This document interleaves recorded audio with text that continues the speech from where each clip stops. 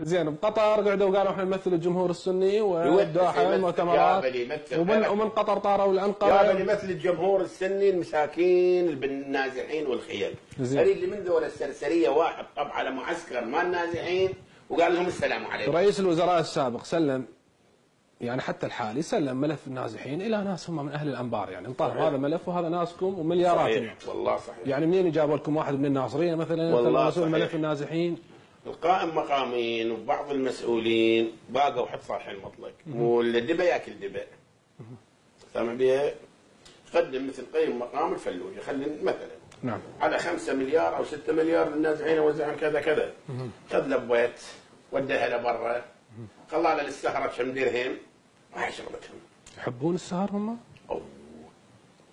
قال لك شوف الانبار بعمرها ما تصير محافظه اسلاميه متدينه، ليش؟ نعم. اصلا كلها مدنيه هي. خلي اريد اكشفها للناس اليوم، خلي اعود عيدوها 1000 مره. نعم. الرمادي بس الرمادي بحدها كان فيها 28 نادي للمشروبات. عندك علم؟ ما عدا هيت، ما عدا الفلوجه، ما عدا حديثه، ما عدا القان، بالرطبه وين ما تروح تلقى النوادي والشروب.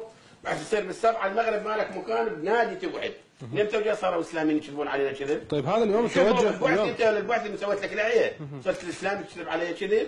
يعني هذا اعرفك سرسل، اعرفك بالليل سكران، بالنهار تروح تصلي. يعني كانك تتحدث شيخنا العرقات بايتات بطونهم يروحوا يصلون بساعه الذل والمهانه، الله وكيلكم. شيخنا بطل العرق صار ب 100,000 بالساحه. تدرون بهالسالفه انتم؟